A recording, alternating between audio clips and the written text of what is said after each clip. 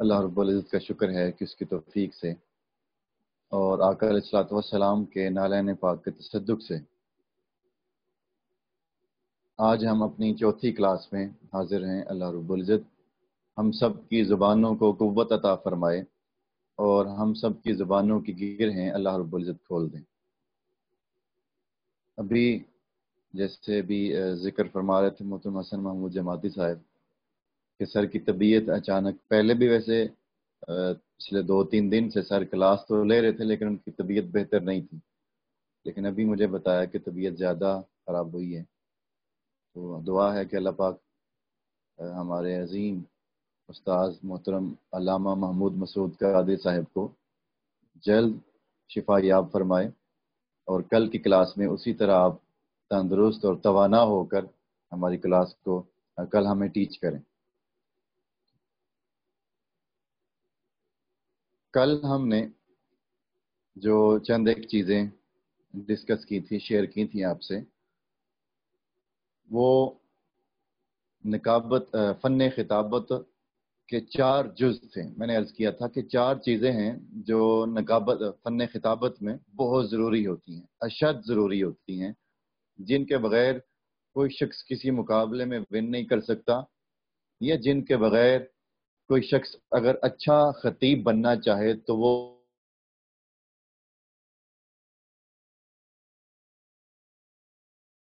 پہلی چیز میں نے عرض کی تھی کہ ہماری وضاحت وہ بہتر ہو، نمبر 2 تھی ہمارا تلفظ اچھا ہو، نمبر 3 تھی کہ ہمیں پتہ ہو کہ کہاں آواز کو اٹھانا ہے اور کہاں ہم نے اس کو ڈاؤن کرنا ہے، یعنی آواز کا اتار چڑھاؤ اس کی سمجھ ہو۔ کچھ لفظ ہوتے ہیں ان پہ شدت، یعنی شدت دے کے لفظ کو بولنا ہوتا ہے، اور کچھ الفاظ ہوتے ہیں کہ جو شدت نہیں مانگتے، ان کو نرمی سے بولنا ہوتا ہے۔ اور چوتھے نمبر پہ تھی کہ پھر آخری چیز ہے کہ وہ ہے مواد ہمارا کیسا ہے، جو مٹیریل، جو چیز ہم بیان کر رہے ہیں وہ کس طرح کی ہے۔ آج ہم اس سے آگے بڑھتے ہیں اور چند منٹ ایک چیز ہم سمجھ کے پھر ہم پریکٹس کی طرف آئیں گے۔ آج زیادہ ٹائم میں چاہتا ہوں کہ ہم پریکٹس کو دیں۔ پہلی چیز آج جو میں عرض کرنا چاہ رہا ہوں، آپ نے بڑی توجہ کے ساتھ اس کو سمجھنا ہے اور نوٹ کر لینا ہے کہ جیسے کل میں نے ایک چھوٹی سی چیز عرض کی تھی کہ آقا علیہ الصلوۃ والسلام جیسے ہر اعتبار سے بے مثل ہیں، بے مثال ہیں، حضور کی کوئی مثل اللہ رب العزت نے پیدا نہیں فرمایا کل کائنات میں۔ آپ کی مثل نہ کوئی آیا ہے اور نہ قیامت تک آ سکتا ہے۔ آقا علیہ الصلوۃ والسلام بے مثل بھی ہیں، بے مثال بھی ہیں، کسی اعتبار سے بھی حضور کی مثل اللہ رب العزت نے کسی کو نہیں بنایا۔ آپ کی خلق کے اعتبار سے، حضور کے کمالات کے اعتبار سے، حضور کے اختیارات کے اعتبار سے، حضور کے حسن و جمال کے اعتبار سے، حضور کے حسن میں بھی کوئی ثانی اللہ نے کسی کو پیدا نہیں فرمایا۔ یہ ہم سنتے ہیں نا حسن یوسف کے قصے، اور یہ بات ان کا حسن بیان ہونا بھی چاہیے کیونکہ ان کے حسن کا تذکرہ شروع سے ہوتا آ رہا ہے، مگر ان کا حسن بہت تھا۔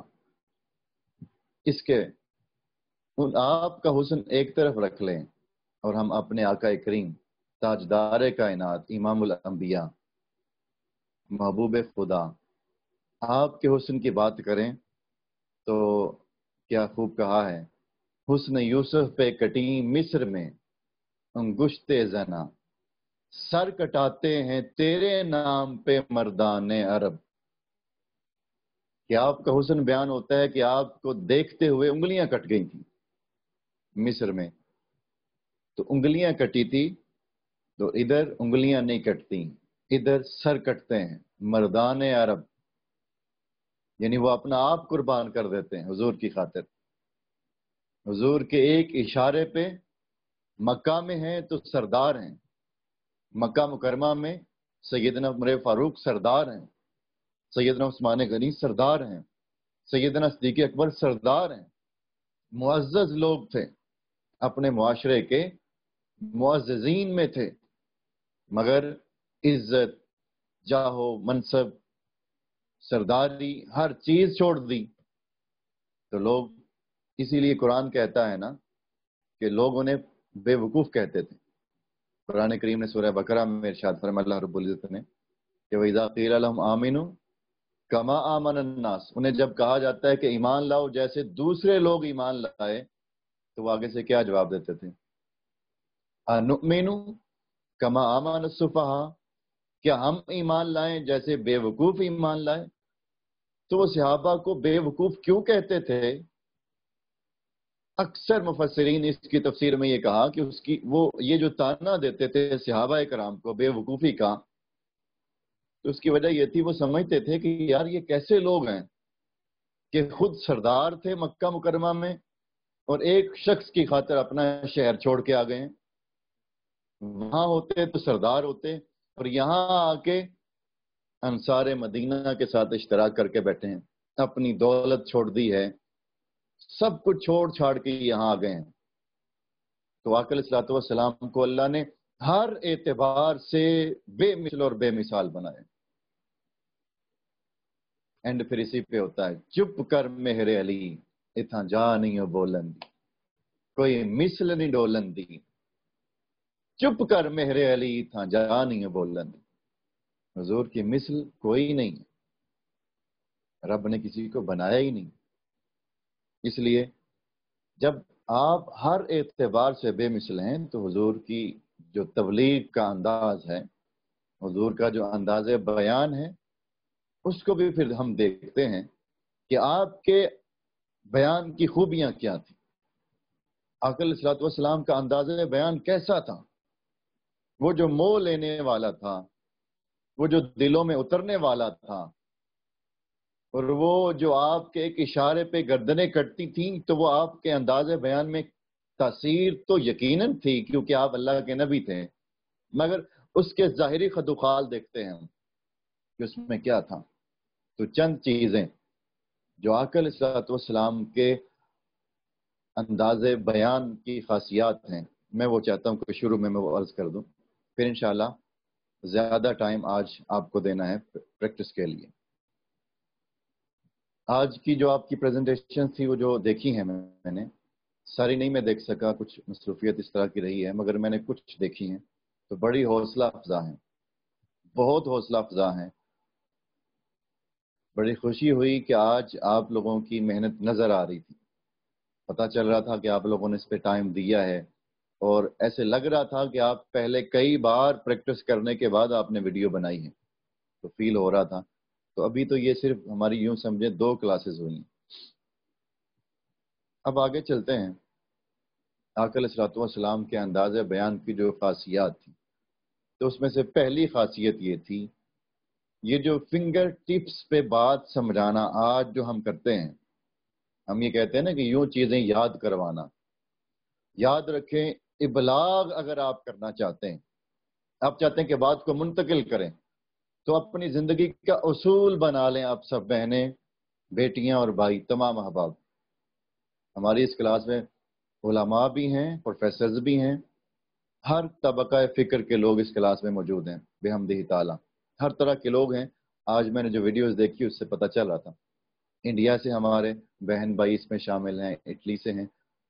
تو اس وجہ سے ہم نے چونکہ مختلف طبقات کے لوگ ہیں تو ہمیں سیکھنے کا زیادہ موقع ملے گا اس وجہ سے۔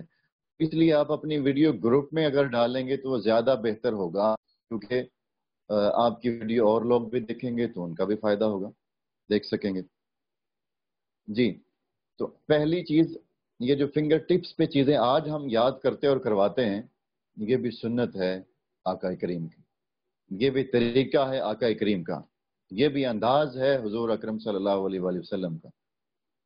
آپ بھی اپنی زندگی میں یہ اصول بنا لیں۔ آپ مقصد سمجھیں خطاب کا، کہ آدھا گھنٹہ آپ نے خطاب کیا ہے تو آپ یہ سمجھیں کہ میری بات منتقل ہوئی ہے یا نہیں ہوئی، میں نے اپنی بات سمجھائی ہے یا نہیں سمجھائی، جو میں نے کہا ہے وہ لوگوں کو یاد ہوا ہے یا نہیں ہوا۔ میں آپ کو اپنی بات بتاتا ہوں، میں ہمیشہ جب بھی خطاب کرتا ہوں، اور یہ میں نے حضور شیخ الاسلام سے سیکھا ہے، اور بالخصوص پھر آپ کے جو دونوں شہزادے ہیں، آپ کے صاحبزادے، ان کا بھی یہی طریقہ ہے، ڈاکٹر حسین صاحب، ڈاکٹر حسن صاحب، دونوں کا، کہ وہ کوشش ہوتی ہے کہ ترتیب اس طرح سے لگائیں کہ چیز جو ہے وہ یاد ہوتی چلی جائے، اور پھر اینڈ پہ جا کے آپ نے جو کام کرنا ہے کہ وہ اپنے خطاب کو دوہرا دینا ہے، 2-4 منٹ پہ اپنی ساری آدھے گھنٹے کی سپیچ کو دوہرا دینا کہ میں نے یہ کہا ہے، ہمیشہ عادت بنا لیں۔ ابھی تو ہماری آج چوتھی کلاس ہے، آگے جا کے یہ چیزیں میں آپ سے بھی کرواؤں گا اور چیزیں آسان ہو جائیں گی انشاءاللہ۔ پریشان نہیں ہونا کسی نے بھی، گھبرانا نہیں، آپ یہ کبھی نہیں سمجھیں گے کہ یہ مشکل ہے۔ میں نے پہلے دن کہا تھا آپ تسلی رکھیں کہ یہ کام آپ نے کر لینا ہے، آپ کو مشکل نہیں لگے گا۔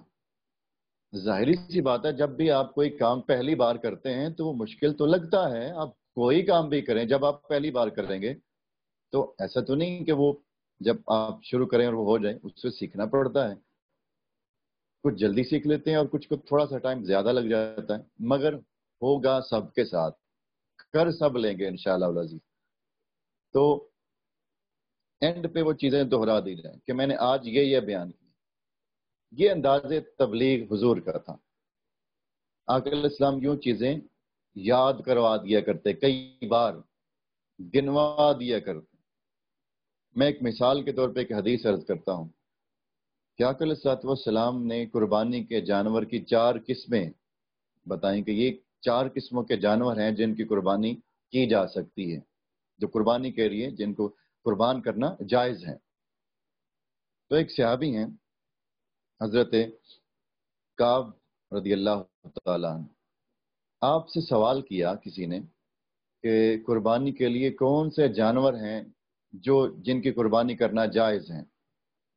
صحابہ کرام کی عادت تھی کہ جب کوئی حدیث بیان کرتے تو وہ اسی طرح حدیث بیان کرتے جس طرح آقا علیہ السلام حدیث سنایا کرتے تھے، تو صحابہ اسی طرح کرتے، شکل بھی اس طرح کی بناتے، حیت بناتے، انداز وہ بناتے تاکہ سننے والوں کو پتہ چل جائے کہ جب آقا علیہ السلام نے حدیث بیان کی تھی تو حضور کا طریقہ یہ تھا۔ تو صحابہ کرام کی یہ عادت تھی۔ اب وہ صحابی بھی کھڑے ہو کر قربانی کے 4 جانور بتانے لگے، گننے لگے۔ جب کھڑے ہوئے تو یہ ہاتھ بلند کیا ایسے، اصل میں وہ 4 جانور انگلیوں پہ گننے لگے تھے، ہاتھ دکھایا، ہاتھ دکھا کے تو یہ جانور جب گننے لگے کہ یہ 4 قسم کے جانور ہیں جو حضور نے جن کے لیے قربانی کی اجازت دی ہے، تو جب گننے لگے تو فوراً ذہن میں بات آئی، حدیث روک دی، وہ جانور گننے لگے تھے، رک گئے، رک کر اپنی طرف سے ایک بات کی، حدیث روک دی اور اپنی طرف سے ایک بات کی، اور وہ کیا؟ آپ فرماتے ہیں کہ لوگوں میرا ہاتھ دیکھ کے یہ مت سمجھنا کہ میرے ہاتھ حضور کے ہاتھوں جیسے ہیں۔ اللہ اکبر۔ حالانکہ کون سمجھ رہا تھا کہ حضور کے ہاتھ ایسے ہیں، مگر انہوں نے یہ بات کرنا ضروری سمجھی کہ میرا ہاتھ دیکھ کر کوئی یہ نہ سمجھ لے کہ حضور کے ہاتھ بھی ایسے تھے، تو حدیث روک کر کہتے ہیں لوگوں میرے ہاتھ حضور کے ہاتھوں جیسے نہیں، اصابعی اکثر من اصابعہ، میری انگلیاں حضور کی انگلیوں سے بہت چھوٹی ہیں، اور اناملی اکثر من اناملہ، اور میری انگلیوں کے پورے حضور کی انگلیوں کے پوروں سے بہت چھوٹے ہیں۔ اب محبت دیکھیں صحابہ کرام کی، یعنی تشبیہ نہ کوئی کر دے، یہ فوراً ان کے ذہن میں یہ بات آئی کہ کہیں کوئی مشابہت نہ سمجھے کہ میرا ہاتھ اور حضور کا ہاتھ ایک ہی طرح کا ہے، تو اس لیے حدیث روک دی اور اس کی وضاحت کرنا ضروری سمجھی اور وہ کی۔ تو بات کرنے کا مقصد یہ تھا کہ وہ قربانی کے جانور اس لیے گننے لگے تھے کہ حضور نے یوں گنے تھے اور یوں یاد کروائے تھے کہ لوگوں یہ 4 قسم کے جانور ہیں جن کی قربانی کرنا جائز ہے۔ تو خطاب میں فنگر ٹپس کا استعمال کرنا، اشاروں کا استعمال کرنا، یہ بھی سنت مصطفیٰ صلی اللہ علیہ وآلہ وسلم۔ یہ چیز آپ کو سمجھ آ گئی؟ اچھی طرح یہ چیزیں آپ نے سمجھ لینی۔ نمبر 1 حضور کا انداز بیان۔ نمبر 2 آقا علیہ السلام کے بیان کی جو خاصیت تھی اور وہ یہ کہ صحابہ کرام کہتے ہیں کہ جب آقا علیہ الصلوۃ والسلام کوئی حدیث میں جنت کا منظر بیان فرماتے یا جہنم کا منظر بیان فرماتے تو ہمیں لگتا تھا جب جنت کا منظر بیان ہو رہا ہوتا تو ہمیں یوں لگتا تھا کہ جنت ہم دیکھ رہے ہیں آنکھوں سے، وہ بیان رہی ہوتی، مگر حضور کا انداز بیان اس طرح کا ہوتا کہ لگتا کہ جنت نظر آ رہی ہے، صحابہ جیسے آنکھوں سے دیکھ رہے ہیں۔ اور جب جہنم کا منظر بیان ہوتا تو یہ چیپٹر تو غالباً اب پتہ نہیں ہے کہ نہیں 9th یا 10th میں ہوتا تھا، اس میں بھی یہ حضور کے خطاب کی یہ خاصیت درج تھی کہ آقا علیہ السلام جب جہنم کا منظر بیان فرماتے تو صحابہ کہتے ہیں کہ حضور کے نیچے جو ممبر مبارک جس پہ آپ تشریف فرما ہوتے وہ بھی لہرا جایا کرتا تھا، وہ بھی کانپ جاتا تھا۔ حضور کے انداز بیان، حضور کا انداز بیان اس طرح کا ہوتا کہ جہنم کا منظر بیان ہوتا تو حضور کا ممبر لہرا جاتا، اور صحابہ کہتے ہیں ہمیں لگتا کہ وہ سامنے جہنم ہے اور ہم آنکھوں سے دیکھ رہے ہیں۔ تو یہ حضور کے انداز بیان کی خاصیت تھی کہ آپ اتنی خوبصورتی کے ساتھ چیزوں کو بیان فرماتے کہ صحابہ کرام ایسے لگتا جیسے دیکھ لیتے۔ اور ایک اور چیز بڑی امپورٹنٹ، بڑی خاص، دیکھیں کبھی ہوتا ہے بڑا مجمع اور کبھی ہوتا ہے چھوٹا مجمع، کبھی تعداد زیادہ ہوتی ہے اور کبھی تھوڑی ہوتی ہے، اس میں بھی فرق کرنا ہوتا ہے۔ آپ کے سامنے 10 بندے بیٹھے ہوں اور پھر بھی آپ زور پہ زور لگا رہے ہوں تو وہ عجیب لگتا ہے، ان کے سامنے اور طرح کی گفتگو کر رہی ہیں۔ اور اگر بڑا مجمع ہے، زیادہ لوگ بیٹھے ہیں تو پھر آپ نے زور سے خطاب کرنا ہے، تو اس کا بھی فرق کرنا۔ اب آقا علیہ الصلوۃ والسلام کا انداز بیان یعنی لوگوں کو اپنی طرف اٹریکٹ کرنے کے لیے جو ایک چیز اور کرنی ہوتی ہے، یہ سب سے خاص چیز ہے، اس کو نوٹ کر لیں۔ اگر آپ چاہتے ہیں کہ آپ کے سامعین آپ کے ساتھ جڑے رہیں پورے خطاب میں اور وہ آپ سے کٹے نہیں، ایسے نہ ہو کہ آپ بیان کرتے رہیں اور وہ بیٹھے رہیں، اس طرح بھی نہیں کرنا وہ جو لوگ کہتے ہیں کہہ دو سبحان اللہ، وہ بات کر کے تو پھر یوں یوں کرتے ہیں، وہ بھی نہیں کرنا، وہ بھی عجیب لگتا ہے، پڑھے لکھے لوگوں کا وہ سٹائل نہیں ہوتا۔ کوئی ایک بات کی تو یوں یوں ہاتھ ہلانا، یہ اس کی ضرورت ہی نہیں ہوتی۔ آپ کی بات میں اگر دم ہو تو ممکن ہی نہیں کہ آپ کو کہنا پڑے کہ سبحان اللہ کہیں۔ آپ کسی کے دل کے تار چھیڑ دیں، کسی کو ضرب لگا دیں، آپ کسی کو یوں دیکھیں نا، یوں چوٹ ماریں تو اسے فیل ہوگا نا کہ اسے کچھ لگا ہے، ٹچ ہوا ہے۔ تو ایک ہے کسی کے جسم کو ٹچ کرنا اور ایک ہے کسی کی روح کو ٹچ کرنا۔ تو آپ کی بات میں اتنا دم ہونا چاہیے کہ آپ روح کو ٹچ کر سکیں، کسی کی روح کو ٹچ کریں، تو پھر آپ کو نہیں کہنا پڑے گا کہ سبحان اللہ کہیں یا نعرہ لگائیں یا یہ کہیں، وہ خود کہیں گے۔ بھائی جو خطیب کہہ کے سبحان اللہ کہوائے سمجھیں اس کے خطاب میں دم ہی نہیں ہے، اس کے خطاب میں جان ہی نہیں ہے۔ یہ پکی بات نوٹ کر لیں، جو یہ کہے نا سبحان اللہ کہیں، کہہ کے کر، آج تک کوئی بندہ کہے، حضور شیخ الاسلام کے 40 سالہ زندگی کے خطاب ریکارڈ ہیں، کوئی بندہ آج تک یہ ثابت نہیں کر سکتا کہ اپنے زندگی میں کبھی خطاب کرتے ہوئے کہا ہو سبحان اللہ کہہ دیں، نہیں کہا، یا آپ نے کہا ہو نعرہ لگا دیں۔ بلکہ کئی بار تو آپ نعروں سے روک رہے ہوتے ہیں کہ بھئی نہ لگائیں، ابھی نہ لگائیں، بات کر لینے دیں۔ میں خود کئی دفعہ ہوتا ہے ٹائم جب کم ہوتا ہے اور پتہ ہوتا ہے میں نے بات سنانی، یہ بار بار وہ بندہ کہلواتا ہے جس کے پاس کہنے کو کچھ نہیں ہوتا، اور جس کے پاس کہنے کو کچھ ہوتا ہے وہ نہیں کہتا، وہ تو بلکہ منع کرتا ہے زیادہ نعرے نہ لگائیں تاکہ میں اپنی بات کر لوں۔ کئی دفعہ ایسا ہوتا ہے کہ ہم خود منع کرتے ہیں نعرے سے کہ بھئی ٹائم تھوڑا ہے، میں نے بات سنانی ہے آپ تو نہ، اب نعرہ نہیں لگانا، منع کر دیتے ہیں۔ میں یہ بات کرتا ہوتا ہوں کہ میرا جب دل کرے نا کہ میرے خطاب میں نعرہ لگے، میں 5 منٹ میں نعرہ لگوا سکتا ہوں، 5 منٹ بھی نہیں، وہ بھی زیادہ میں نے کہے۔ اگر میں فیل کروں کہ اب مجھے نعرہ چاہیے یعنی لگنا چاہیے تو 5 منٹ سے پہلے میں نعرہ لگوا سکتا ہوں، کہہ کے نہیں، اپنی بات کے دم پہ۔ اپنی بات اس طرح سے کرتے ہیں کہ وہ نعرہ خود بخود آ جاتا ہے. دیکھیں نا، جسم کو ٹچ کریں تو فیل ہوتا ہے، تو روح کو ٹچ کریں تو فیل نہیں ہوتا. روح کو تو اس خطاب کا کام ہوتا ہے روح کو ٹچ کرنا. روح کو ٹچ کریں تو پھر خود بخود نعرے بھی لگتے ہیں. سبحان اللہ. اب جو امپورٹنٹ بات، آخری بات کر کے پھر پریکٹس کی طرف آتے ہیں، پھر انشاءاللہ اس کو کل کنٹینیو کریں گے. وہ یہ کہ سوالیہ انداز اپنائیں اپنے خطاب میں. یہ سب سے امپورٹنٹ چیز ہے جو آج میں نے عرض کی.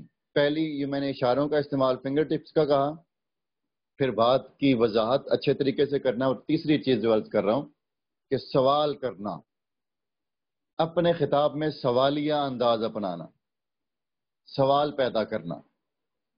آپ جب بھی کوئی بڑی بات سنانا چاہیں تو اس سے پہلے سوال کریں. اور یہ انداز تھا آقا علیہ الصلوۃ والسلام کا، اور اس کی جھلک بھرپور اگر آپ نے دیکھنی ہو تو حضور شیخ الاسلام کے خطاب کو سن لیں. آپ کو آپ کے خطاب میں کئی بار سوال ملیں گے جو وہ خود اٹھاتے ہیں، اور یہ سنت ہے آقا کریم کی، سوال اٹھانا. حضور سوال کرتے ہیں، عادت مبارکہ تھی آقا علیہ السلام کی، سنتیں. جیسے بڑی مشہور حدیث ہے، ویسے تو بہت ساری احادیث ہیں. حضور کبھی صحابہ کو فرماتے ہیں آج تمہیں ایک عجیب بات نہ بتاؤں. اب میرا آپ سے سوال ہے، یہ کہنا کہ تم ایک عجیب بات نہ بتاؤں، کیا مطلب تھا؟ صحابہ کرام نے نہ کرنی تھی آگے سے، یا حضور کو یہ لگتا تھا کہ شاید یہ میری بات سننا نہیں چاہتے اور نہ کر دیں گے تو اس لیے پوچھتے تھے؟ نہیں، یہ ہرگز نہیں. آقا کو پتا تھا یہ تو میرے ایک اشارے پہ گردن کٹواتے ہیں، یہ تو میرے ایک اشارے پہ 313 ہو کر 1000 کے لشکر سے ٹکرا جاتے ہیں. حضور نے تو ان کی وفائیں دیکھی ہوئی تھی، بدر کے میدان میں، احد کے میدان میں، ہر جگہ دیکھی تھی. کبھی خندق کھودتے ہوئے. آقا علیہ السلام تو ان کی وفاؤں کے خود گواہ ہیں. یہ درمیان میں یہ باتیں آ جاتی ہیں عشق و محبت کی، جو صحابہ کا تعلق تھا حضور کے ساتھ. واللہ یہ یوں سمجھیں یہ روح، ہماری روح کی باتیں کہ جو وہ کیا محبت برآں تعلق تھا صحابہ کا حضور کے ساتھ. اب لوگوں میں ادب نہیں رہا، ادب خود ختم ہوتا جا رہے ہیں.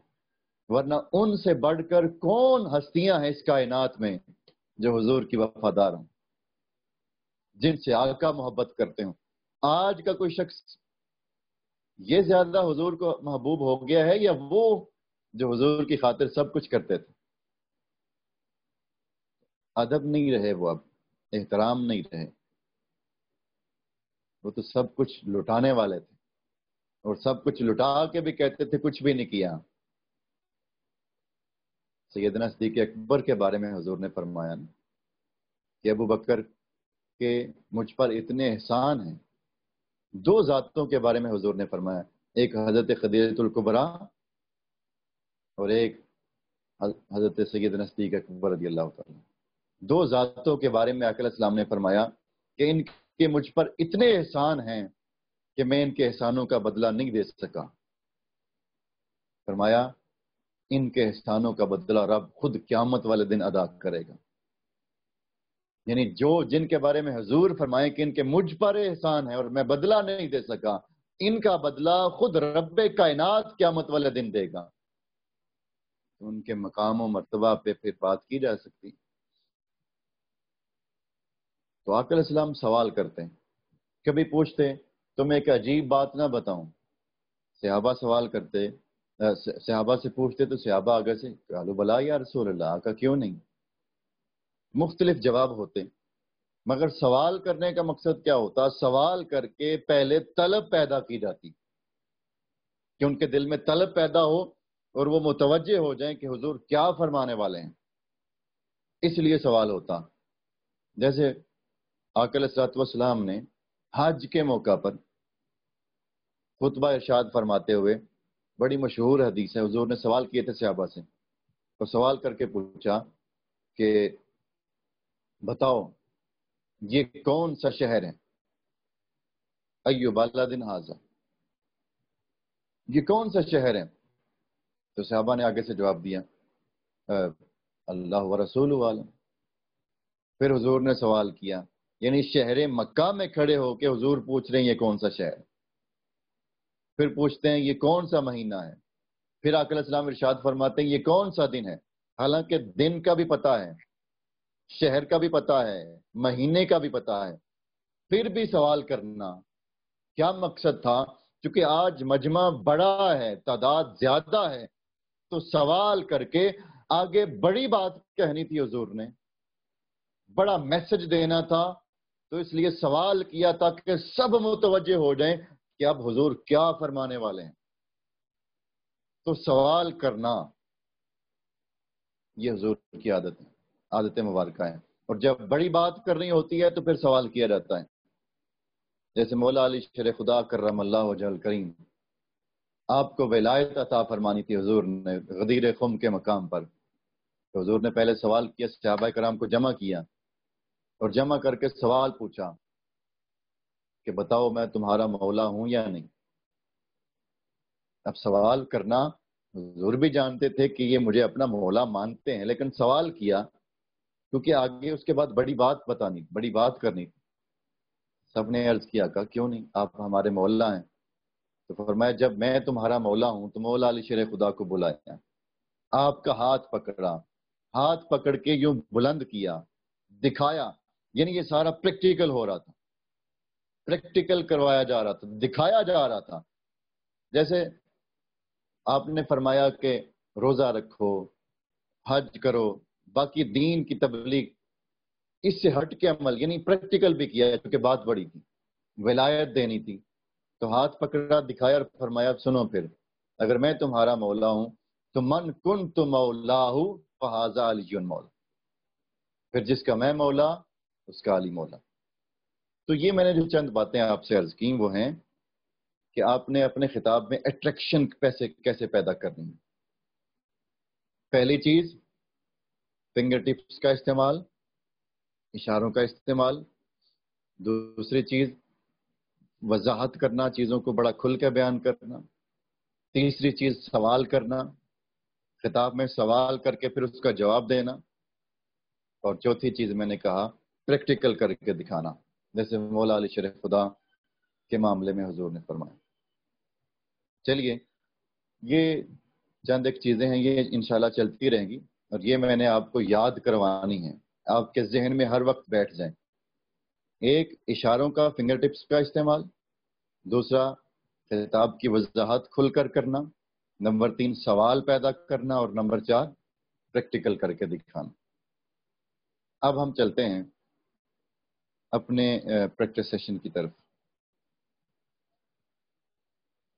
میں نے کچھ آج جو آپ کو ڈیٹا بھیجا تھا گروپ میں، ایک تھا موضوع تھا اس کا اختیارات مصطفیٰ پر ٹائٹل دیا ہوا تھا، آج ہم انشاءاللہ اس پہ مشق کریں گے، اور ساتھ ہی آج تھوڑا سا فن نقابت کو بھی دیکھیں گے۔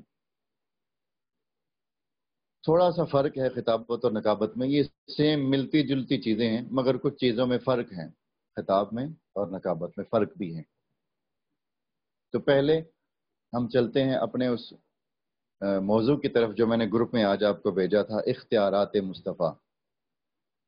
اس میں ہم نے آج پریکٹس کرنی ہے، اور اس میں یوں سمجھیں نقابت اور خطابت دونوں چیزوں کو جمع کر لیتے ہیں۔ ابھی صرف ہم بولنا سیکھ رہے ہیں، پریزنٹیشن دینا سیکھ رہے ہیں، جب کو آدھی کلاس ہو جائے گی تو پھر ان دونوں میں فرق سمجھیں گے انشاءاللہ آگے چل کے۔ ابھی آپ فرق کی طرف نہ جائیں، ابھی صرف آپ پریزنٹیشن دینا سیکھیں، بولنا سیکھیں۔ آج کی جو پریزنٹیشنز میں آپ کی کامن غلطیاں تھی کچھ، وہ ملتی جلتی تھی سب کی جتنی بھی میں نے دیکھی، وہ یہ تھی کہ آپ اس چیز کو نہیں سمجھ رہے کہ آواز کو جو اٹھانا ہے نا آہستہ آہستہ، یہ ابھی مجھے اس میں بہت کمی فیل ہو رہی ہے۔ آپ ایک ہی پچ پہ کھیل رہے ہیں، ایک ہی پچ پہ آپ کی آواز ہے، آپ کا والیوم نہ کم ہوتا ہے نہ زیادہ ہوتا ہے، اس طرح بوریت ہوتی ہے خطاب میں۔ جو اوپر نیچے لے جانا ہوتا ہے نا، یہ بہت ضروری ہوتا ہے۔ آپ سیم سٹائل میں جب بولتے چلے جاتے ہیں تو بوریت ہو جاتی ہے۔ یا تو آپ واقعہ سنا رہے ہوں تو پھر تو اور بات ہے، مگر آپ کی بات جب چینج ہو رہی ہے، آپ قرآن اور حدیث سنا رہے ہیں، علمی گفتگو کر رہے ہیں، تو پھر آواز کو اوپر نیچے لے جانا ضروری ہوتا ہے۔ اور بالخصوص موٹیویشنل گفتگو میں تو بہت ہی ضروری ہوتا ہے، بہت ضروری ہوتا ہے اس خطاب میں جو موٹیویشنل ہوتا ہے۔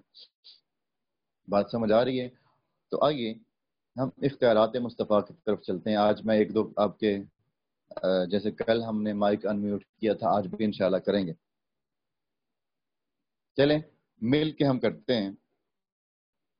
حدیث پاک کو موضوع بنایا ہے، آقا علیہ السلام کا فرمان ہے، انما انا قاسم واللہ یعطی۔ آقا علیہ السلام نے فرمایا کہ بے شک میں تقسیم کرنے والا ہوں اور اللہ مجھے عطا فرماتا ہے۔ یہ اس حدیث کا ترجمہ ہے، انما انا قاسم واللہ یعطی، کہ بے شک میں تقسیم کرنے والا ہوں اور اللہ عطا فرماتا ہے۔ تو اسی پہ ہم آگے خطاب کرتے ہیں۔ اب اس پوری حدیث سے ایک چیز سمجھ آتی ہے کہ جو کچھ بھی حضور کے پاس ہے وہ اللہ کی عطا ہے، اور جو کچھ حضور کے پاس ہے وہ اللہ کی عطا ہے، اور جو کچھ آگے ملتا ہے وہ حضور کے دست مبارک سے ملتا ہے۔ تقسیم حضور کرتے ہیں، قاسم آپ ہیں اور معطی وہ اللہ رب العزت ہے۔ ہمیں بھی علم ملا، قرآن ملا، ایمان ملا، ادب ملا، اخلاق ملا، محبت ملی، سب کچھ ملا تو در مصطفیٰ سے ملا۔ مجھے بتائیں قرآن کہاں سے ملا؟ در مصطفیٰ سے۔ ایمان کہاں سے ملا؟ در مصطفیٰ سے۔ اخلاق کہاں سے ملا؟ در مصطفیٰ سے۔ اللہ کی محبت کہاں سے ملی؟ در مصطفیٰ سے۔ قیامت والے دن شفاعت ملنی ہے در مصطفیٰ سے۔ بخشش منحصر ہے در مصطفیٰ کی۔ الغرض آپ جو بھی نعمتیں ہیں وہ بات آپ کرتے چلے جائیں، وہ حضور کے در تک پہنچتی ہیں۔ بلکہ ہمارا ایمان اور عقیدہ ہونا ہی یہ چاہیے کہ جو ملتا ہے حضور کے قدموں کی خیرات حضور کے در سے ملتا ہے۔ اللہ اپنے حبیب کی خاطر ہی سب کچھ دیتا ہے، سب کچھ آپ کے قدموں کا صدقہ ملتا ہے، سب کچھ اللہ نے اپنے حبیب کے دست مبارک میں عطا۔ تمام کائنات کے خزانوں کی چابیاں حضور کے دست مبارک میں ہیں، حضور کے دست مبارک میں ہیں۔ کائنات کے خزانوں کی چابیاں حضور کے دست مبارک میں ہیں۔ تو ہم اسی موضوع کو لیتے ہیں، انما انا قاسم واللہ یعطی۔ اس کا ترجمہ کریں گے کہ حضور تاجدار کائنات صلی اللہ علیہ وآلہ وسلم نے ارشاد فرمایا کہ بے شک میں تقسیم کرنے والا ہوں اور اللہ مجھے عطا فرماتا ہے۔ یہ جملہ بول کے آگے ہم جو جملہ لکھا ہوا ہے اس حدیث مبارکہ سے پتہ چلا کہ رب کائنات نے اپنے حبیب کو تقسیم کرنے والا بنایا ہے۔ آگے بڑا آسان ہے سارا کے سارا خطاب۔ ہم نے صرف دیکھیں، بات غور سے سن لیں، ہم نے صرف نعمت چینج کرنی ہے۔ آپ نے اگر پڑھا ہوگا تو آپ کو پتہ ہے کہ کیا لکھا ہے۔ نعمتیں چینج کرنی ہیں۔ کسی جملے میں رزق آ جائے گا، کسی جملے میں دولت آ جائے گی، کسی میں شہرت آ جائے گی، کسی میں محبت آ جائے گی، کسی میں بخشش آ جائے گی، کسی میں توبہ آ جائے گی۔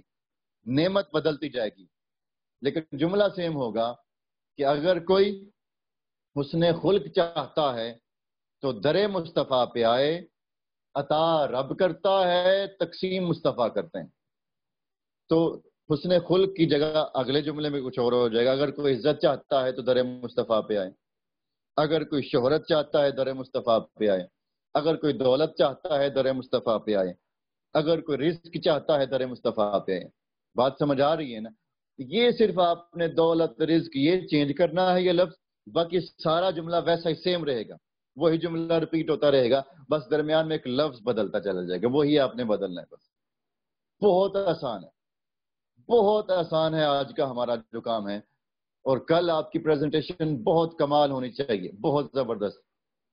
سب اس پہ محنت کریں، بہت آسان سا موضوع ہے آج کا، اور اس میں آپ خود بھی بنا سکتے ہیں۔ میں نے آپ کو کہہ دیا نا کہ کوئی نعمت بھی لے لیں تو وہ حضور کے در سے ہی ملتی ہیں۔ آپ یہی کہیں گے کہ اگر کوئی یہ چیز چاہتا ہے تو در مصطفیٰ پہ آئے، یہ چیز چاہتا ہے تو در مصطفیٰ۔ آپ کے ذہن میں جو نعمت آئے آپ وہاں درج کر دیں۔ اس کو بڑھا سکتے ہیں، یہ آپ ہی کر سکتے ہیں، آپ کے لیے بھی آسان ہے۔ ساری نعمتوں کا مالک اللہ نے اپنے حبیب کو بنا دیا ہے، ساری عطائیں اپنے حبیب کی بارگاہ میں اللہ رب العزت نے رکھ دی، سب کچھ وہیں سے ملتا ہے، اللہ رب العزت نے قاسم بنایا ہے۔ چلیں ہم آتے ہیں مشق کی طرف۔ میرے بعد آپ نے بولنا ہے، کسی ایک کا مائک انمیوٹ کر دیں محترم حسن محمود جماعتی صاحب، کوئی ایک مائک انمیوٹ فرما دیں۔ ہادیہ شبیر باجی، آپ کا مائک ہم نے انمیوٹ کیا ہے۔ ہادیہ شبیر جی وعلیکم السلام۔ جی میں ہادیہ شبیر میں بولوں گا اور میرے بعد آپ نے بولنا ہے، پھر اس کے بعد کسی اور کو بھی موقع انشاءاللہ دیں گے۔ میں بولتا ہوں اور میرے بعد آپ نے جو وہی جملہ آپ نے ریپیٹ کرنا ہے اور آواز کو اسی سطح پہ رکھنا ہے جس سطح پہ میری آواز ہوگی، اور اشارے بھی آپ نے کرنے ہیں، بھلے کیمرہ آپ کا آن نہ بھی ہو مگر آپ نے اشارے کرنے ہیں، اور باقی لوگ بھی سب دیکھیں گے، نہیں صرف آپ بھی ساتھ بولیں گے۔ ابھی اس سیشن میں گھر والوں کو پتہ تو چلنا چاہیے نا کہ آپ خطاب سیکھ رہے ہیں، سوئے ہوئے بھی اٹھ جائیں، پتہ چل جائے گی جی پریکٹس شروع ہو گئی ہے، تو سب کو جگہ دینا ہے، ٹھیک ہے؟ چلیں ابھی ہم سٹارٹ کرتے ہیں، میرے بعد آپ بولیے گا، انما انا قاسم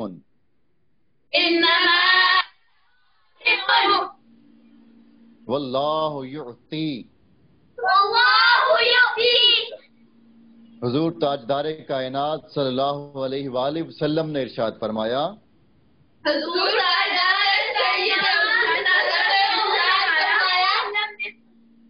بے شک میں تقسیم کرنے والا ہوں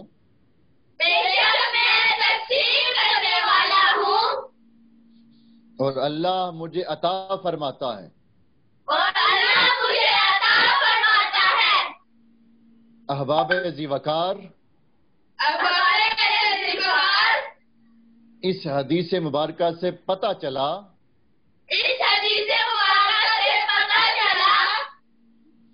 کہ رب کائنات نے اپنے حبیب کو تقسیم کرنے والا بنا کر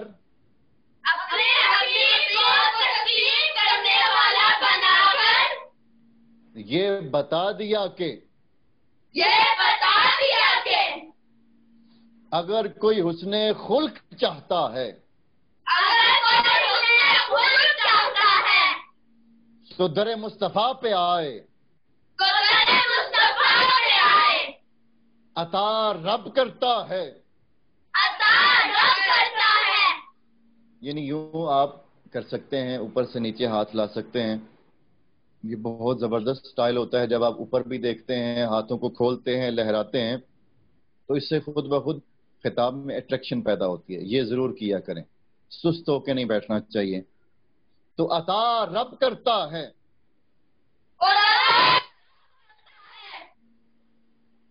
تقسیم مصطفیٰ کرتے ہیں۔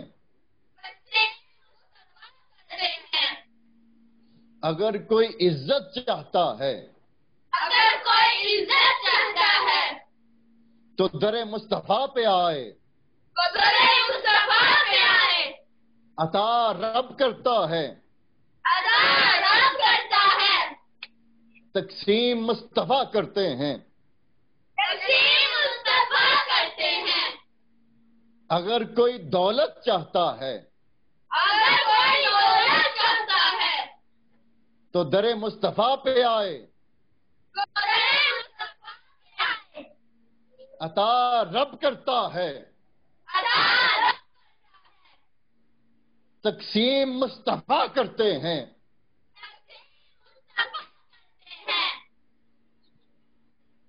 آواز آپ لوگوں کی کٹ رہی ہے بہت زیادہ، چینج کر لیں۔ محترم حسن صاحب کسی اور کو موقع دے دیں۔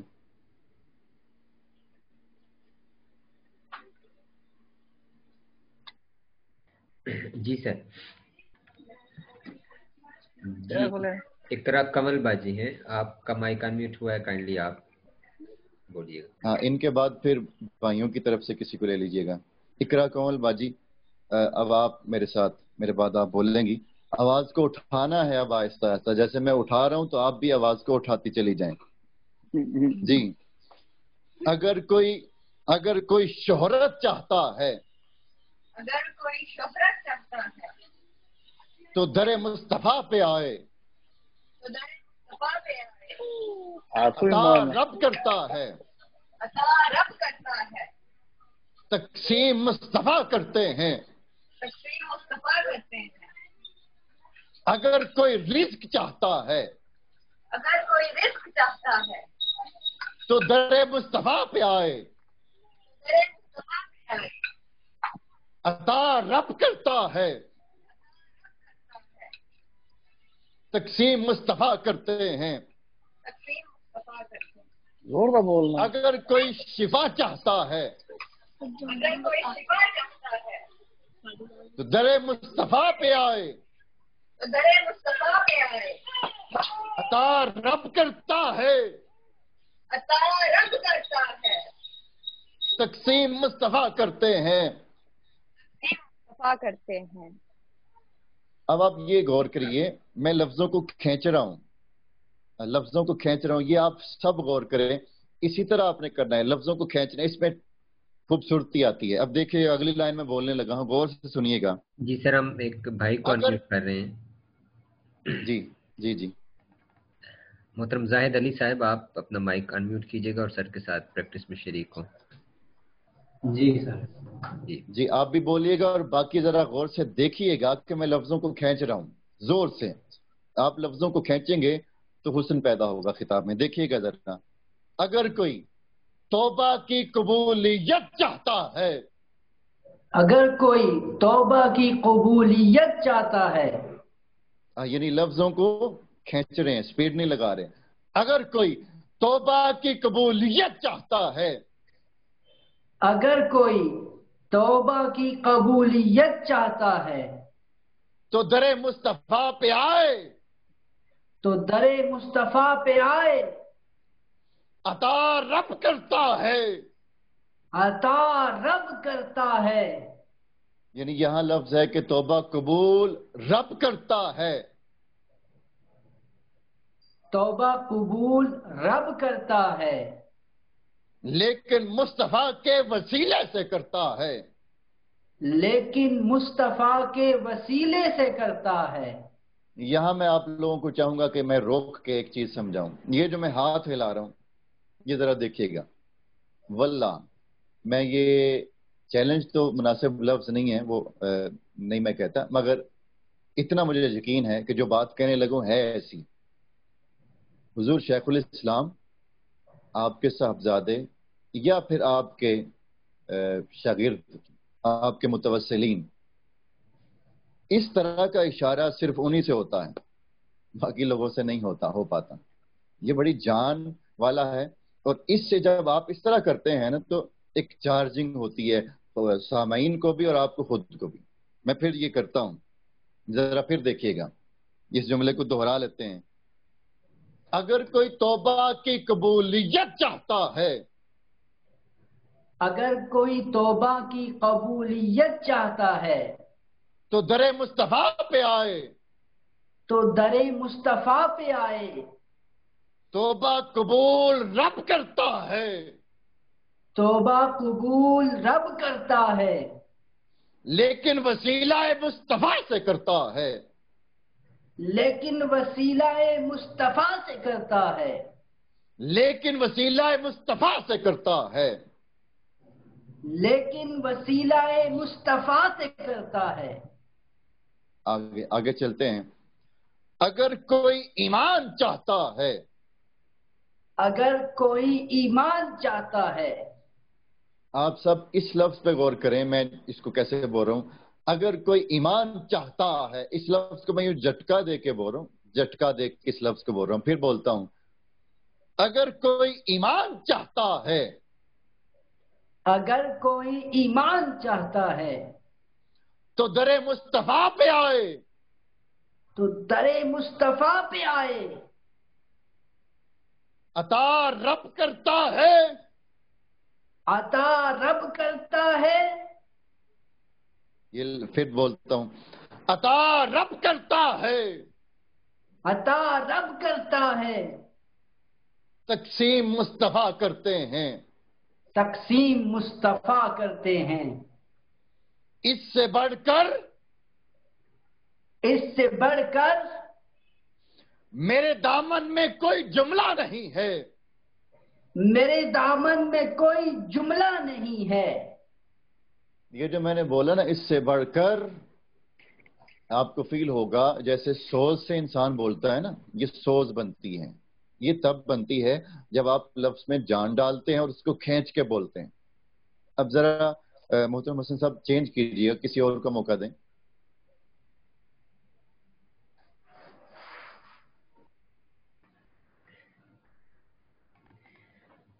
قاری ذاکر حسین صاحب آپ سے گزارش ہے کہ اپنا مائک آن میوٹ کریں۔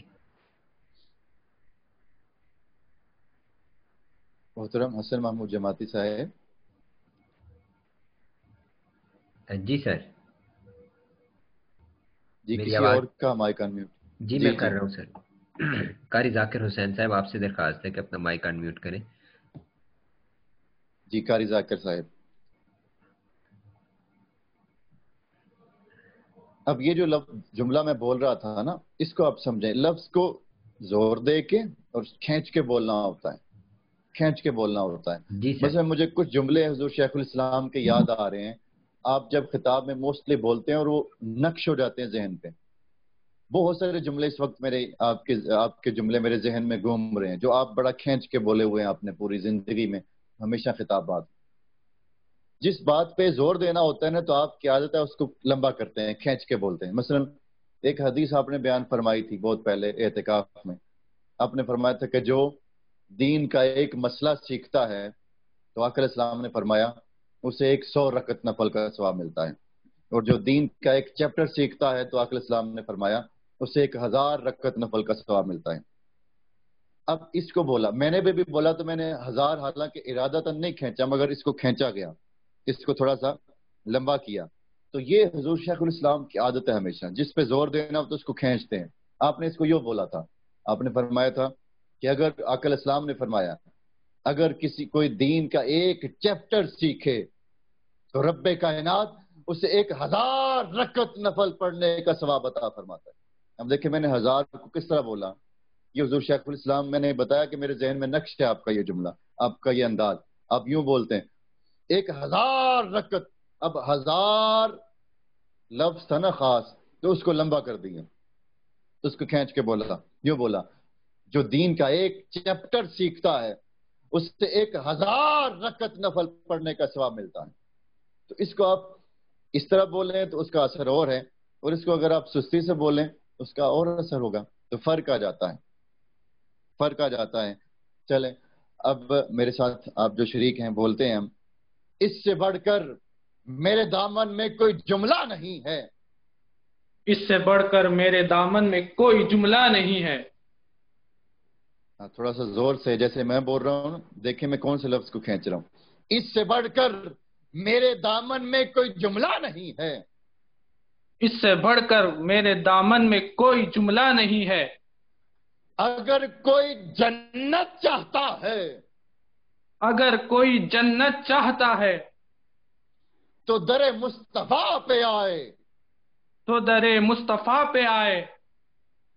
عطا رب کرتا ہے، عطا رب کرتا ہے، تقسیم مصطفیٰ کرتے ہیں۔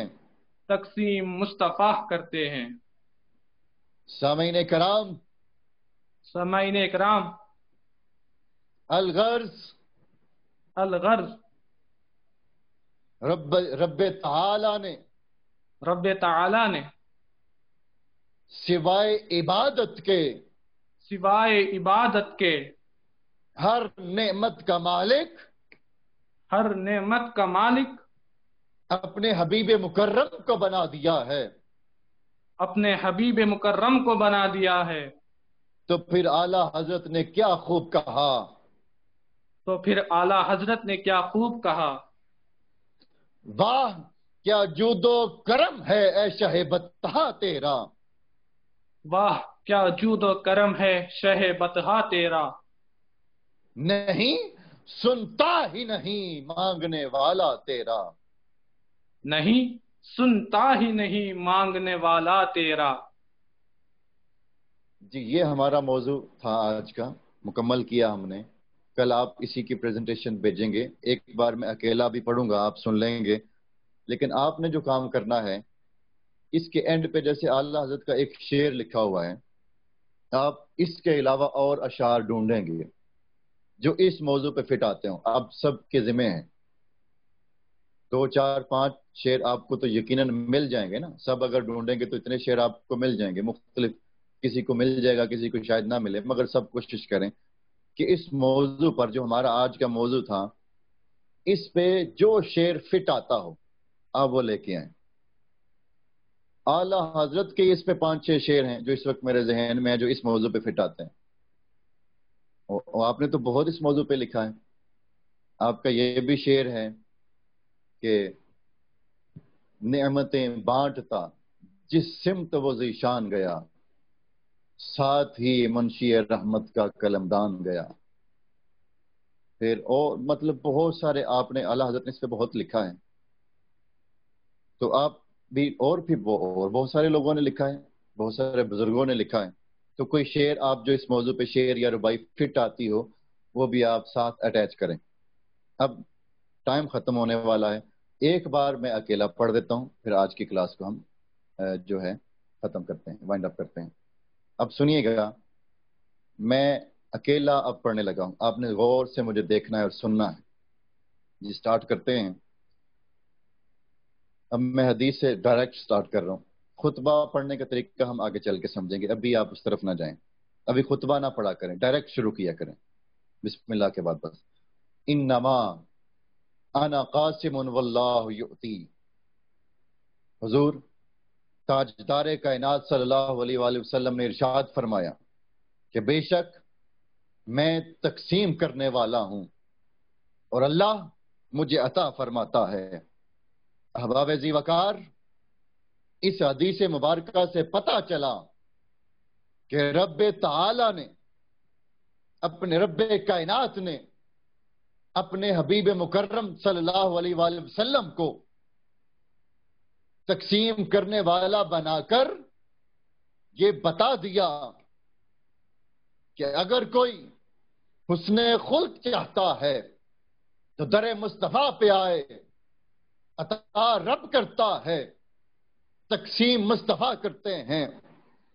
اگر کوئی عزت چاہتا ہے تو در مصطفیٰ پہ آئے، عطا رب کرتا ہے، تقسیم مصطفیٰ کرتے ہیں۔ اگر کوئی دولت چاہتا ہے تو در مصطفیٰ پہ آئے، عطا رب کرتا ہے، تقسیم مصطفیٰ کرتے ہیں۔ اگر کوئی شہرت چاہتا ہے در مصطفیٰ پہ آئے، عطا رب کرتا ہے، تقسیم مصطفیٰ کرتے ہیں۔ اگر کوئی رزق چاہتا ہے در مصطفیٰ پہ آئے، عطا رب کرتا ہے، تقسیم مصطفیٰ کرتے ہیں۔ اگر کوئی شفا چاہتا ہے در مصطفیٰ پہ آئے، عطا رب کرتا ہے، تقسیم مصطفیٰ کرتے ہیں۔ اگر کوئی توبہ کی قبولیت چاہتا ہے در مصطفیٰ پہ آئے، عطا رب کرتا ہے، تقسیم مصطفیٰ کرتے ہیں۔ اگر کوئی ایمان چاہتا ہے در مصطفیٰ پہ آئے، عطا رب کرتا ہے، تقسیم مصطفیٰ کرتے ہیں۔ اس سے بڑھ کر میرے دامن میں کوئی جملہ نہیں ہے۔ ارے اگر کوئی جنت چاہتا ہے در مصطفیٰ پہ آئے، عطا رب کرتا ہے، تقسیم مصطفیٰ کرتے ہیں۔ سامعین اکرام، الغرض رب کائنات نے سوائے عبادت کے ہر نعمت کا مالک اپنے حبیب کو بنا دیا۔ تو پھر اعلیٰ حضرت نے کیا خوب کہا، یہاں سمائل دیں گے جب آپ کسی کا ذکر کرتے ہیں نا، خوبصورتی اچھی چیز، تو وہاں مسکراہٹ لاتے ہیں فیس پہ۔ پھر اعلیٰ حضرت نے کیا خوب کہا، واہ کیا دو کرم ہے شہ بتہا تیرا، واہ کیا جودو کرم ہے شہ بتہا تیرا، نہیں سنتا ہی نہیں مانگنے والا تیرا، نہیں سنتا ہی نہیں مانگنے والا تیرا۔ تو یہ آج کا ہمارا موضوع تھا۔ کل آپ اس کی پریزنٹیشن بنائیں گے، اچھی سی ویڈیو بھیجیں گے، اور میری کوشش ہوگی کہ آپ کو کل میکسیمم میں فیڈ بیک دوں۔ آج نہیں میں نے دیا، ویڈیوز دیکھی تھی مگر میں نے فیڈ بیک نہیں دیا، میں نے کہا وہ سب کو اکٹھا کر لوں گا، مگر کل فردن انشاءاللہ العزیز ہم اس کو دیکھیں گے۔ اللہ رب العزت آپ سب کو سلامت رکھے، اور دعا کریں ہمارے عظیم استاذ المکرم، ہماری رونق ہیں، آپ کے ساتھ ہماری رونق ہے، محترم سر علامہ محمود مسعود قادری صاحب۔ مجھے بہت تکلیف ہو رہی ہے کہ جب پتہ چلا کہ آج کلاس کے دوران ان کی طبیعت خراب ہوگی، واللہ وہ پچھلے 3 دن سے طبیعت ان کی ٹھیک نہیں تھی، مگر وہ روزانہ کلاس اٹینڈ کر رہے تھے، آپ کے سامنے کھڑے ہوتے تھے۔ آج طبیعت کلاس کے دوران بگڑی ہے۔ آپ تصور کریں کہ وہ پھر بھی کلاس میں آئے تھے، طبیعت کلاس کے دوران بگڑی ہے۔ یعنی یہ ہر کسی کے پاس یہ جذبات نہیں ہوتے کام کرنے کے، ورنہ وہ چپ کر کے لیو لیتے اور گھر جا کے ریسٹ کرتے، کوئی زبردستی تو نہیں تھی نا، وہ آرام کر سکتے تھے، مگر یہ پیشن ہے، یہ لگن ہے۔ اور محمود صاحب وہ شخصیت ہیں، ہمارے بھی استاذوں میں ہیں، کہ جو پورا مہینہ، ایک مہینہ، ابھی تو لاک ڈاؤن ہے نا، اس سے پہلے وہ مہینے میں 20 25 دن گھر سے باہر ہوتے ہیں، کراچی تک، کراچی، کوئٹہ، یہ سارے شہر، آپ مختلف شہروں کے لوگ ہیں، آپ جانتے ہیں، پشاور تک۔ تو اللہ پاک آپ کو صحت عطا فرمائے۔ کل جب ہماری کلاس ہو تو وہ ہمیں کلاس کو جوائن کریں، اور صحت کے ساتھ جوائن کریں۔ اللہ پاک سلامت رکھے آپ سب، بہت شکریہ۔